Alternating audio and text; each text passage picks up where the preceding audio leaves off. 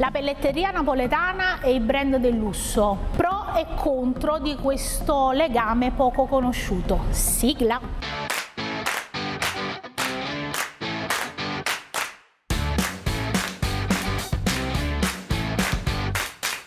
Sono Ornella Uzzino, produco borse conto terzi a Napoli e tra le mille attività che faccio ho un canale YouTube,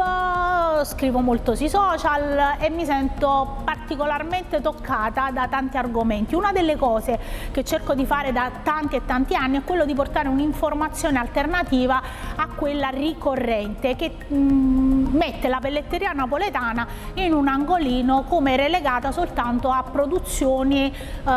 fake. Per questo ho cominciato a portare avanti un progetto che è quello di compra sempre borse originali e proprio sul mio canale YouTube parlo sempre di alternative al contraffatto, perché secondo me la demonizzazione da sola non basta, serve informazione, serve che le persone capiscano che dietro alla pelletteria, anche quella del lusso, c'è tanto mercato positivo, c'è un indotto importantissimo e in questo video cerco di darti un po' dei riferimenti così da poterti muovere in maniera più agevole in mezzo a tutte la miriade di informazioni che trovi sul web, sulla carta stampata, sui giornali. Ovviamente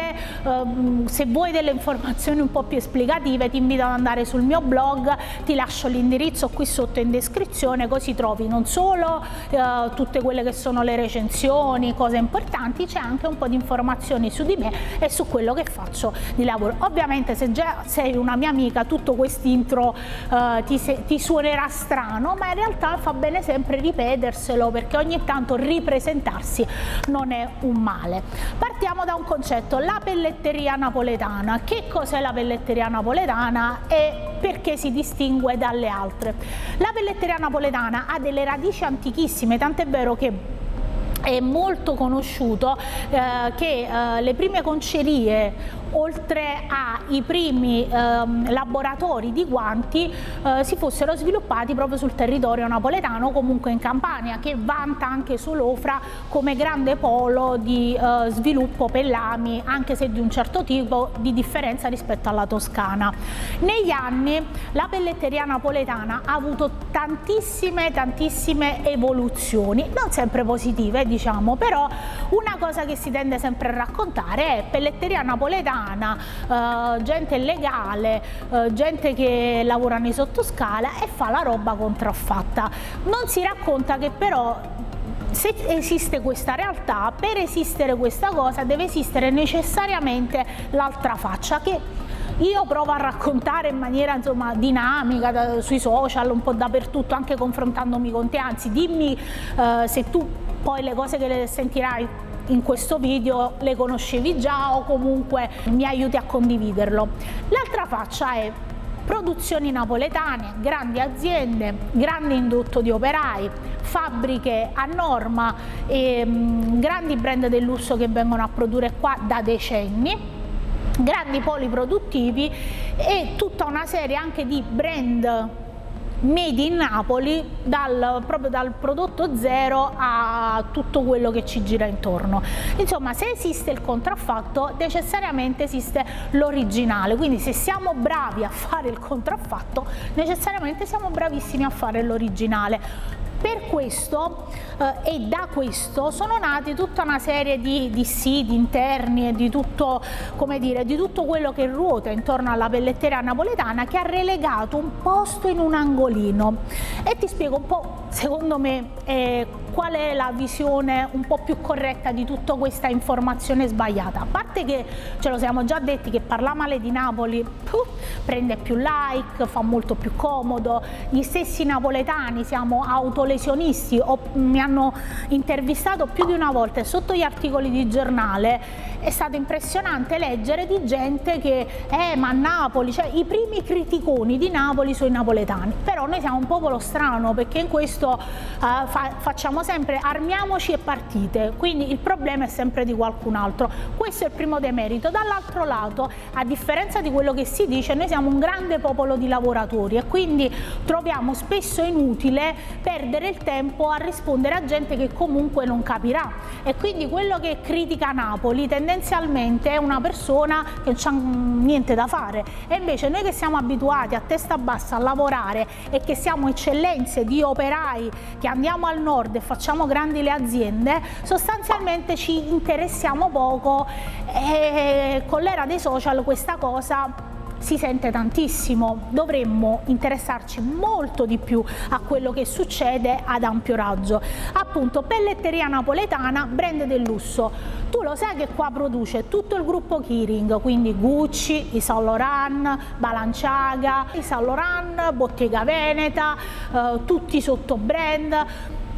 Il gruppo LVMH, quindi Louis Vuitton, Chanel, che non fa parte di quel gruppo, ce lo inserisco dentro, Fendi, Dior ha un megapolo, Gucci ha un megapolo a Napoli, non lo sa nessuno, Carinaro, che è in provincia di Caserta, quindi ci spostiamo un po' da Napoli città metropolitana, che poi c'è sta tutto questo dissidio pure dei centri industriali, della città metropolitana di Napoli, che non si può interessare della periferia, perché ovviamente tutte le fabbriche più grandi si trovano in periferia, ma non solo, ce ne sono tante anche a Napoli centro o comunque nella periferia limitrofa di Napoli, quindi zona di Via Argine e tutto il resto, tutti questi dissidi interni, quindi se quello sta a 50 metri dal confine di Napoli non me ne posso interessare, non ne parlo perché il sindaco di quel paese poi va contro, comunque insomma ci sono tutti questi dissidi. Morale della favola, Napoli conta più o meno circa 4.000 aziende all'attivo, Napoli, province, periferia, poi ci allunghiamo a Caserta che è un altro grande polo, circa 4.000 aziende, di cui possiamo dire che un 50% producono, più o meno sto dando numeri così a caso perché poi ho provato a fare delle ricerche specifiche ma è complicatissimo e non ho tutti questi mezzi e tutte queste capacità, anche se vedi che sono abbastanza intelligente. E dicevo, il 50% produce per i brand del lusso, quindi produce scarpe, cinture, portafogli, piccola pelletteria e borse.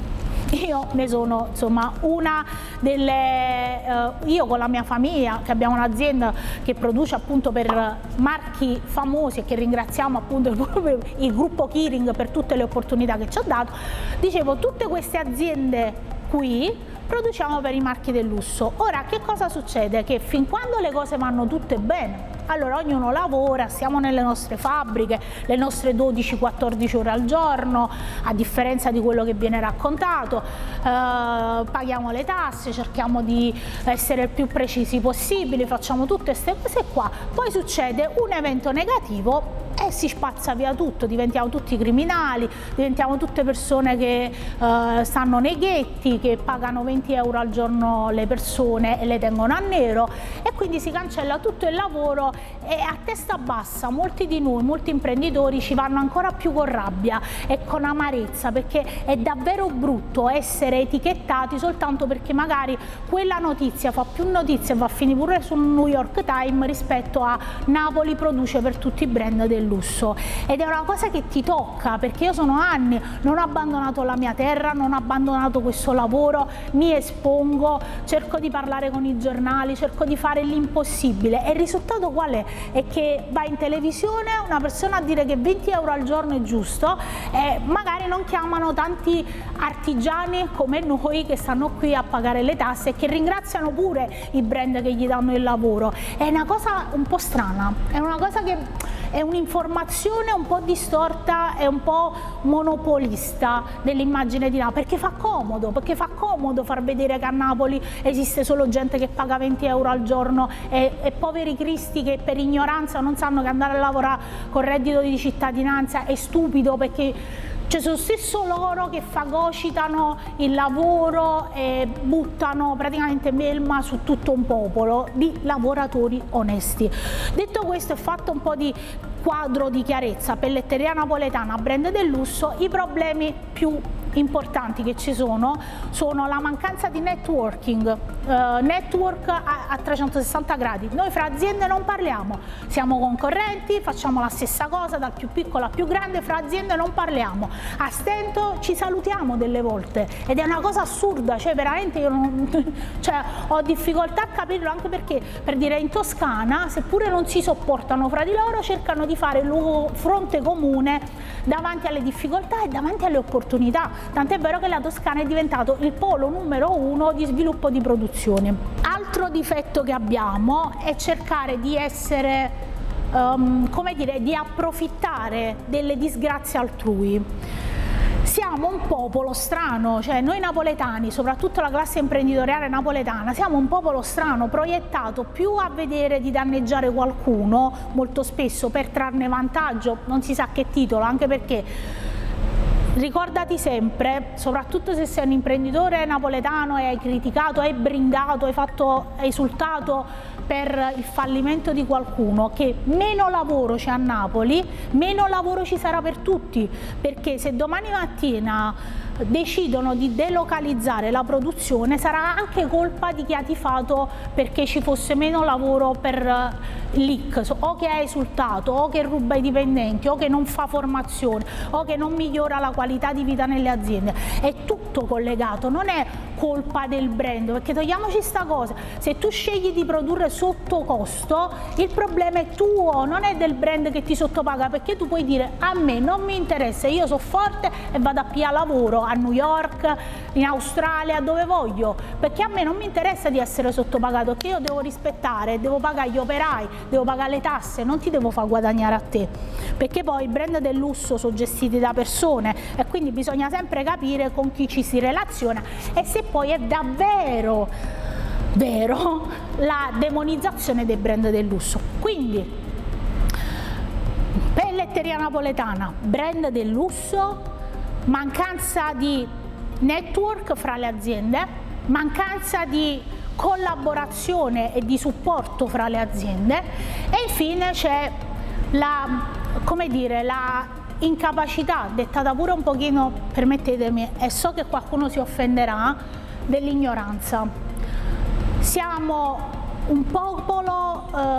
molto lavoratore ma poco proiettato a capire le dinamiche un po' più ampie, quindi guardiamo in maniera un po' feudataria a quello che è il nostro orticello, il nostro regno, abbiamo le fabbriche come se fossero i castelli, facciamo il fossato attorno con gli squali perché sennò si vengono a prendere gli operai e in tutta questa cosa perdiamo di vista che noi esistiamo in un mondo globalizzato e il coronavirus ce lo sta insegnando con quello che sta succedendo in Cina, dove tutto è collegato e quindi noi non possiamo essere quelli che stanno a Casoria, a Arzano, a Frattamaggiore e fare finta che esistiamo solo noi e guardiamo solo quello che è l'interesse nostro. Quindi tutto questo discorso fatto per i miei conterranei, ma fatto soprattutto per riportare alla luce che noi siamo grandi fornitori dei brand del lusso, serve da anteprima a quello che sarà il prossimo video, per cui ti invito a scrivermi sotto nei commenti cosa ne pensi, che esperienza hai in merito, se sei fuori Napoli come percepisci la pelletteria napoletana, se sei a Napoli cosa ne pensi, dammi una mano a condividere questo messaggio. Noi ci vediamo al prossimo video, ciao da Ornella.